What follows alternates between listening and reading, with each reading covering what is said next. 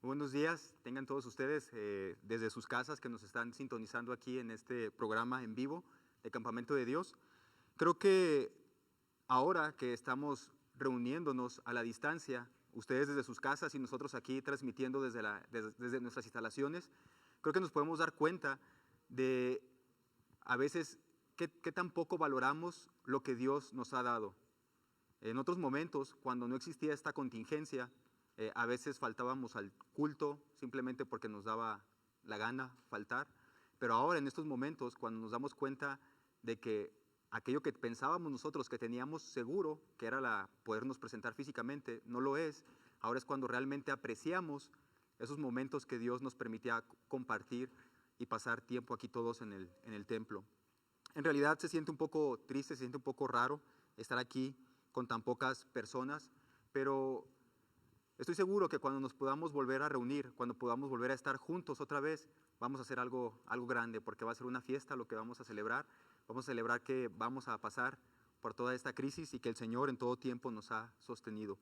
Bien, hermanos, quisiera hablar en esta tarde, en esta mañana, acerca de la entrada triunfal de Jesús en Jerusalén. Yo le titulé a la predicación de esta mañana, ¿qué rey es este? Así en manera de pregunta, ¿qué rey es este?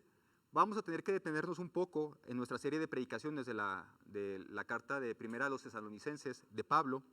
Vamos a pararnos un poquito porque estamos iniciando una semana que es bastante importante para el cristianismo. Es una semana muy importante porque estamos recordando y estamos celebrando la muerte de Jesús, pero también estamos celebrando su resurrección. Y aunque vamos a recordar este evento en la vida de Jesús, quiero que se den cuenta de que sigue siendo relevante un evento que pasó hace aproximadamente unos 2000 años, sigue siendo relevante para el día de hoy, tanto para el creyente como para el no creyente. Así que vamos a iniciar hoy, esta semana tan importante, con lo que comúnmente la gente conoce como la entrada triunfal en Jerusalén o el Domingo de Ramos también. Quiero guiarlos a la lectura de la palabra de Dios ahí en el Evangelio de Lucas, en el capítulo 19, a partir del versículo 28. Quiero que me sigan en sus casas. Si tienen una Biblia a la mano, por favor, utilicen su Biblia. Voy a leer la versión Nueva Traducción Viviente, ahí en Lucas 19, del 28 en adelante. Y dice la palabra de Dios esto: después de contar esa historia, Jesús siguió rumbo a Jerusalén, caminando delante de sus discípulos. Al llegar a las ciudades de Betfagé y Betania, en el monte de los Olivos, mandó a 2 discípulos que se adelantaran. Vayan a la aldea que está allí, les dijo. Al entrar, verán un burrito atado que nadie ha montado jamás. Desátenlo y tráiganlo aquí. Si alguien les pregunta por qué desatan al burrito, simplemente digan, el Señor lo necesita. Así que ellos fueron y encontraron el burrito tal como lo había dicho Jesús. Y efectivamente, mientras lo desataban, los dueños les preguntaron, ¿por qué desatan ese burrito? Y los discípulos simplemente contestaron, el Señor lo necesita. Entonces le llevaron el burrito a Jesús y pusieron sus prendas encima para que él lo montara.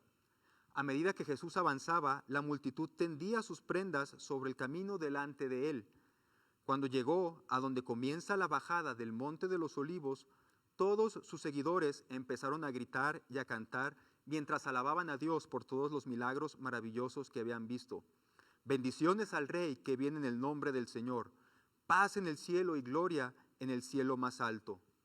Algunos de los fariseos que estaban entre la multitud decían, Maestro, reprende a tus seguidores por decir cosas como esas. Jesús le respondió, si ellos se callaran, las piedras a lo largo del camino se pondrían a aclamar. Al acercarse a Jerusalén, Jesús vio la ciudad delante de él y comenzó a llorar diciendo, ¿cómo quisiera que hoy tú, entre todos los pueblos, entendieras el camino de la paz? Pero ahora es demasiado tarde y la paz está oculta a tus ojos. No pasará mucho tiempo antes de que tus enemigos construyan murallas que te rodeen y te encierren por todos lados. Te aplastarán contra el suelo y a tus hijos contigo. Tus enemigos no dejarán una sola piedra en su lugar, porque no reconociste cuando Dios te visitó. Gracias, Señor.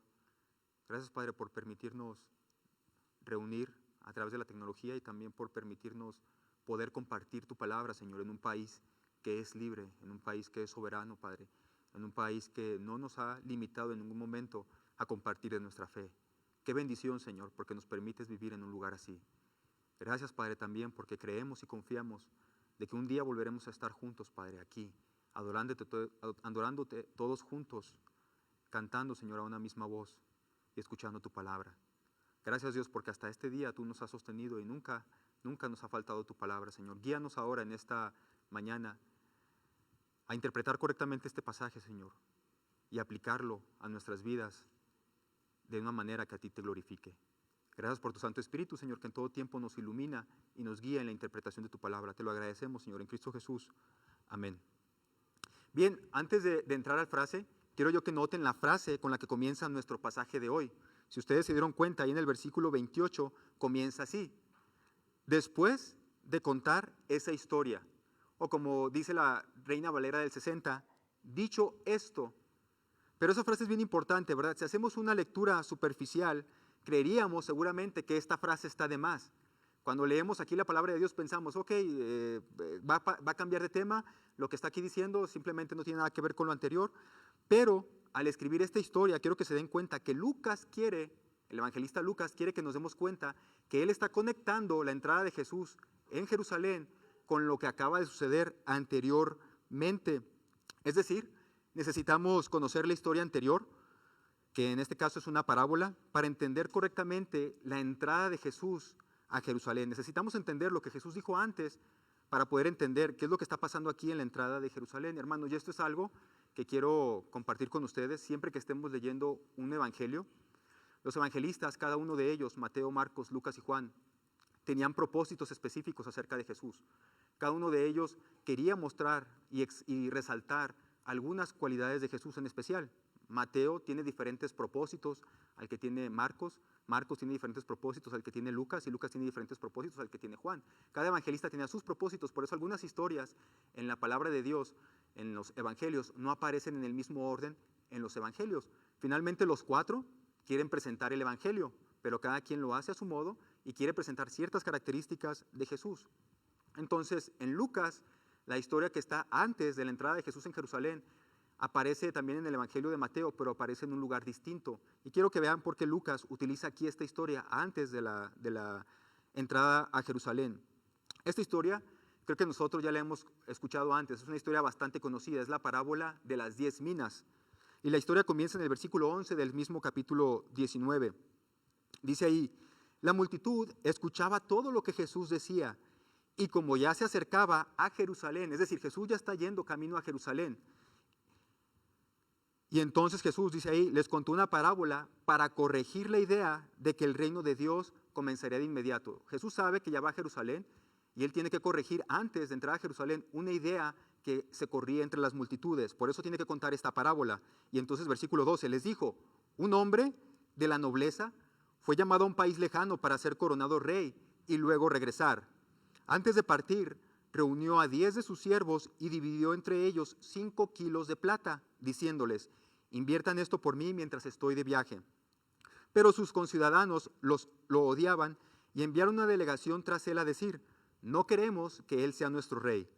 Después de que lo coronaron rey, volvió y llamó a los siervos a quien les había dado el dinero. Quería saber qué ganancias habían tenido. Y todos conocemos la historia, ¿verdad? El que tiene 10 viene y le dice: aquí está lo que tú me diste y lo multipliqué.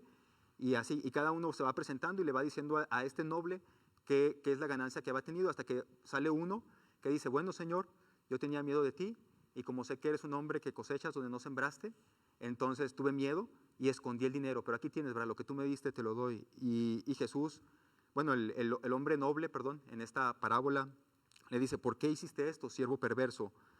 Tú sabes que soy un hombre así, ¿verdad? Un hombre duro, que tomo lo que no es mío y cosecho lo que no sembré.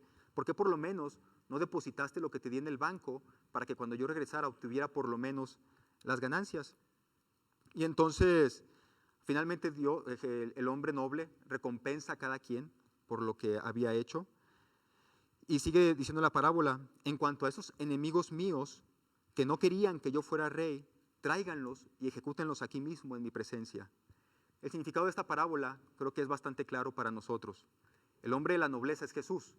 El hombre noble es Jesús, que Él va a recibir un reino. Y a su regreso, Él va a establecer su propio reino. Hasta que llegara ese tiempo, sus seguidores deberían cumplir con las responsabilidades que le dio. A su regreso, Él le va a dar a cada siervo la recompensa por lo que haya hecho. Y a sus enemigos los va a juzgar delante de Él. Quiero que entiendan que en esta parábola, el hombre noble es Jesús, que se fue a recibir su reino, y mientras tanto, sus siervos están administrando los recursos que Dios les dio. A su regreso, Jesucristo juzgará a los unos y a los otros también. Juzgará a sus siervos por haber qué hicieron con lo que les había dado, y juzgará a sus enemigos por haberse negado a que Él fuera su rey. Entonces, en esta parábola nosotros estamos en la mitad, estamos en medio. Nos podemos dar cuenta que la entrada de Jesús a Jerusalén, entonces, es el preámbulo de la segunda venida. Es el preámbulo porque esta parábola está contando eso, está contando que nosotros estamos exactamente a la mitad, estamos en esa época en la que Jesús está ya reinando desde el cielo, pero nosotros estamos aquí administrando los recursos que Él nos ha dado. Hermanos, leyendo esta parábola, nos puede parecer que Jesús era un hombre cruel, ¿verdad? Como dice el versículo 21, eres un hombre difícil de tratar, que toma lo que no es suyo y que cosecha lo que no sembró. Y entonces Lucas comienza la historia de la entrada triunfal para dar una explicación más amplia acerca de la naturaleza de este rey. Y es lo que quiero que meditemos en esta mañana. Por eso le puse como título al sermón, ¿qué rey es este? ¿Qué clase de rey es Jesús? Bien, lo primero que tendríamos que decir es que Jesús es un rey que conoce y que tiene un perfecto control sobre el futuro. Veamos lo que dice la historia en Lucas 19. Después de contar esa historia, Jesús siguió rumbo a Jerusalén, caminando delante de sus discípulos. Al llegar a las ciudades de Betfagé y Betania, en el monte de los Olivos, mandó a 2 discípulos que se le adelantaran. Vayan a la aldea que está allí, les dijo. Al entrar van a ver un burrito atado, que nadie ha montado jamás. Desátenlo y tráiganlo aquí. Y si alguien les pregunta, ¿por qué desatan al burrito? Simplemente digan, el Señor lo necesita. Así que ellos fueron y encontraron al burrito tal como lo había dicho Jesús. Y efectivamente, mientras lo desataban, los dueños se preguntaron, ¿por qué desatan este burrito? Y los discípulos simplemente contestaron, el Señor lo necesita. Entonces le llevaron el burrito a Jesús y pusieron sus prendas encima del burrito para que Jesús montara el burrito. Lo primero que se nos viene a la mente cuando escuchamos esta sección es que Jesús conoce el futuro, ¿o no? Conoce el futuro porque sabe lo que va a pasar. Manda a 2 de sus discípulos y les da una orden bastante extraña. Les dice, vayan a esa aldea y cuando entren van a ver a un burrito que nunca ha sido montado. Desátenlo y tráiganlo. Si alguien les pregunta, simplemente digan, el Señor lo necesita. Y digo yo que es una orden extraña en primer lugar, porque en esa época los burritos, o como dice la Reina Valera del 60, los pollinos, que un pollino es un burrito más joven, es como en los caballos decir un potro, entonces un pollino o un burrito, en esa época los burritos siempre se quedaban guardados dentro del patio de la casa. Los burritos rara vez se quedaban fuera de la casa, porque finalmente todavía no están en condiciones para trabajar. Entonces, es una orden extraña porque los discípulos cuando vayan a la aldea se van a encontrar un burrito afuera de la casa. En segundo lugar, se lo van a encontrar en cuanto entren en la aldea. Y en tercer lugar, el dueño iba a dejar irse a este burrito sin ningún problema. Simplemente los discípulos le iban a decir, el Señor lo necesita, y iba a ser suficiente para que dejara el dueño del burrito que se fuera el burrito con los discípulos. Ninguno de los evangelios nos dan más detalles acerca del dueño del burrito. No sabemos si este dueño del burrito era un seguidor de Jesús o a lo mejor tal vez era un simpatizante. No lo sabemos. Lo único que sabemos es que las cosas sucedieron tal y como Jesús había dicho que iban a pasar. Encontraron el burrito fuera de la casa al entrar a la aldea, lo desataron y el dueño les preguntó, ¿para quién es esto? Ahora dijeron, el Señor lo necesita. Y los discípulos traen el burrito. Las cosas sucedieron tal y como Jesús les dijo a sus discípulos que iban a pasar. Lucas enfatiza, al hacer esto, Lucas enfatiza que Jesús tiene cualidades divinas. Porque el único que puede conocer el futuro, ¿quién es? Es Dios. El único que puede conocer el futuro es Dios. Solamente es algo que Dios puede conocer. Pero lo interesante aquí en Lucas, en este pasaje, es que Lucas no está diciendo solamente que Dios conoce el futuro. Lucas está diciendo que también Dios controla el futuro. Y hay una frase aquí que a menudo cuando leemos este pasaje de la entrada triunfal en Jerusalén, pasamos por alto. Dice ahí en el versículo 28, siguiendo rumbo a Jerusalén y caminando delante de sus discípulos. Siguiendo rumbo a Jerusalén y caminando delante de sus discípulos. Jesús va delante de sus discípulos, Él va delante de ellos como un líder. Él va indicándoles a sus discípulos cuál es el camino que tienen que seguir. Él les indica qué rumbo tienen que tomar. Pero Lucas quiere enfatizar algo más aquí. Y para ello tenemos que irnos un poquito más atrás, ahí en el Evangelio de Lucas. En el capítulo 13, del versículo 31 al 35, Lucas menciona que mientras Jesús iba camino a Jerusalén, le salieron al encuentro unos fariseos.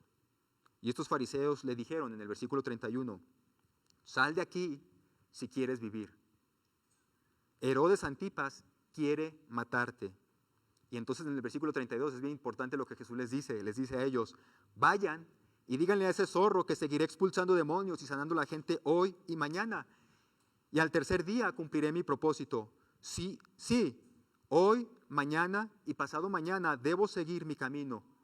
Pues después de todo, no se debe matar a un profeta de Dios en un lugar que no sea Jerusalén. Oh Jerusalén, Jerusalén, la ciudad que mata a los profetas y apedrea a los mensajeros de Dios.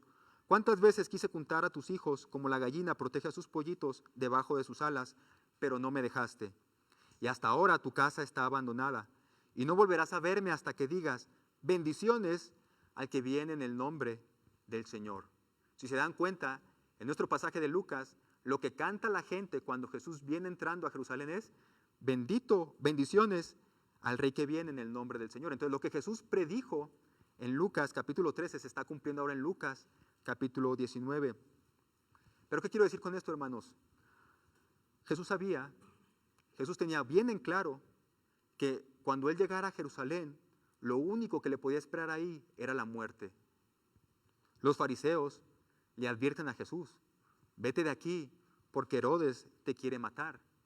Aunque esto es una ironía porque realmente los fariseos le están echando la culpa a Herodes, pero ellos internamente también tienen deseos de matar a Jesús, pero le quieren echar la culpa a Herodes. Pero Jesús les responde ahí en Lucas 13 y con su respuesta les quiere dejar en claro a los fariseos que Él tiene el control de la situación. No es Herodes el que va a matar a Jesús. Tampoco son los fariseos los que van a matar a Jesús. Ni Poncio Pilatos, ni siquiera la multitud que va a estar gritando, crucifícale, crucifícale. Jesús les dice, hoy, mañana y pasado, debo seguir mi camino. El futuro de Dios, el futuro de Jesús, no depende de lo que otros quisieran hacerle. El futuro de Jesús está en sus propias manos porque Él es Dios. Así que Él decide cuándo va a entregar su vida. Él decide cuándo va a ir a Jerusalén. Él decide cuándo se va a detener en el camino. Lucas, al hacer esto, al decir Jesús seguía caminando a Jerusalén, Él iba delante de sus discípulos. Lucas está diciendo, Jesús tenía en todo momento control de la situación. En ningún momento fue la gente la que le quitó la vida. En ningún momento fue Pilato, en ningún momento fue Herodes el que le quitó la vida a Jesús. Sino que Jesús vino y entregó su vida voluntariamente para que nosotros podamos vivir. Jesús es el Rey que tiene el perfecto control sobre el futuro. No solamente conoce el futuro, sino que también en su soberanía lo controla. Hermanos, a ciencia cierta, en nuestros tiempos, nadie sabe qué es lo que nos espera en el futuro. Unos dicen que se nos viene la peor crisis económica que el mundo ha vivido. Otros dicen que muchas naciones sufrirán transformaciones políticas profundas y habrá bastantes revueltas internas. Otros anuncian la caída del capitalismo. Otros señalan que la delincuencia aumentará por todos aquellos que están sin trabajo. Desde hoy podemos darnos cuenta de manifestaciones de odio y de destrucción entre nosotros. Mi esposa me acaba de hablar de un video donde ofenden a los doctores, ofenden a los enfermeros por el hecho de que la gente está en un estado de psicosis y piensan que los que trabajan en la salud pueden contagiarnos del coronavirus. Y esto ha generado algunas reacciones de odio contra ellos. Ellos no son culpables de trabajar como doctores. Ellos hacen un servicio a la comunidad. Ellos escogieron esa profesión para querer ayudar. Y nos podemos dar cuenta de que ya están empezando a brotar estas manifestaciones de odio. A ciencia cierta, hermanos, no sabemos qué es lo que nos espera en el futuro. No sabemos, y todo apunta a que seguramente se pondrá peor. Pero lo que vemos en este pasaje es que Jesús tiene el control de nuestras vidas. Él tiene el control de su vida y la entrega voluntariamente, pero también Él tiene el control de nuestras vidas, porque Él es Dios. Él sí puede tener el control. Nada de este mundo, hermanos, es seguro. Nada, absolutamente nada es seguro. Los ídolos que nos hemos fabricado están cayendo. La política, la economía, la medicina, los espectáculos, los ahorros, el trabajo, tratados internacionales, todos estos ídolos que como seres humanos hemos creído en ellos y los hemos formado, están cayendo. Pero nuestro Dios es la roca que permanece firme cuando todo se derrumba. Por eso Él le puede decir a su pueblo, a aquellos que han construido su casa sobre la roca: pueblo mío, quédense quietos y reconozcan que yo soy Dios. Porque Él es nuestro amparo y nuestra fortaleza en medio de las tribulaciones. Tenemos un rey, hermanos. Tenemos un rey que conoce y que tiene un perfecto control del futuro. Y un rey así merece toda nuestra alabanza y nuestra adoración sincera. Lo cual me lleva al segundo punto de este pasaje. ¿Qué rey es este?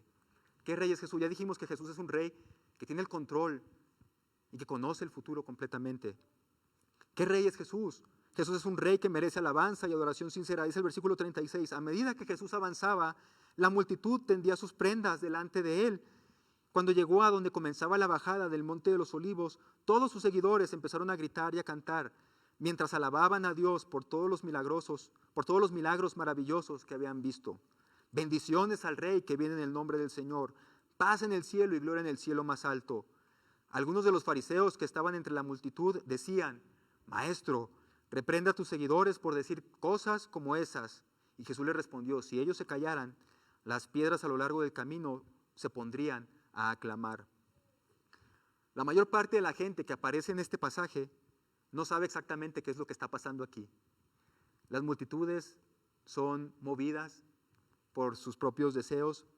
Los fariseos que conocen perfectamente, o que, entre comillas, lo voy a decir así, que dicen conocer el Antiguo Testamento, tampoco saben exactamente qué es lo que está pasando aquí. Y por eso le piden a Jesús, Señor, detén a tus seguidores que dejen de decir tales cosas, ¿verdad? Le dicen, diles a ellos que por favor dejen de decir cosas como esas. Y hermanos, digo esto porque esta multitud que estaba gritando, bendiciones al Rey que viene en el nombre de Dios, una semana después iban a estar gritando, crucifícale, crucifícale, crucifícale.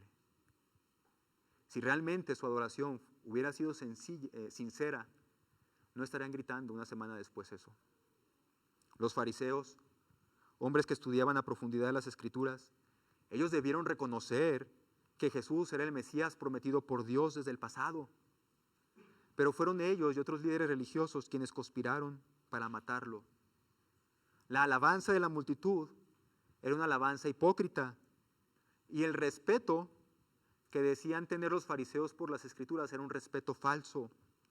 Dice en el versículo 37, alababan a Dios por los milagros que habían visto. Alababan a Dios por los milagros que habían visto. En otras palabras, estas personas están alabando a Dios o están alabando a Jesús por el beneficio que pueden obtener de Jesús y no por el hecho de que fuera rey. Ellos dicen, voy a estar adorando a Jesús hasta en tanto Él me esté dando cosas para mi beneficio personal. Pero cuando Jesús muere ahí en la cruz como rey de este mundo, la gente le da la espalda. Jesús es el rey, es el amo de toda esta creación. Así que Él merece toda la alabanza y toda la gloria. No importa que las cosas vayan bien o mal, ¿verdad? Porque Él puede hacer con su creación lo que Él quiera. Es suya, le pertenece. Por su palabra fue creado este mundo. Dios merece nuestra adoración sincera en todo momento, sea que las cosas vayan bien o sea que las cosas vayan mal, ¿verdad? No parezca que vayan tan bien. Cuando todo va bien, nosotros le alabamos y le adoramos porque sabemos que todo lo bueno proviene de Él. Y cuando las cosas no van bien, también tenemos que alabarle y adorarle porque reconocemos que en su soberanía como rey y en su perfecto control y sabiduría, sabe por qué hace lo que hace o sabe por qué permite que pasen las cosas que pasan. Entonces, en las buenas y en las malas, tenemos que adorar a Dios. Es el rey que lo merece, ¿verdad? Es el rey que merece toda la adoración. Quédense quietos y reconozcan que yo soy Dios.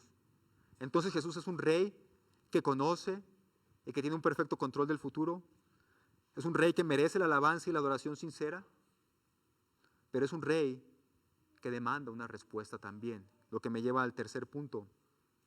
Jesús, ¿qué clase de rey es este? ¿Qué rey es este?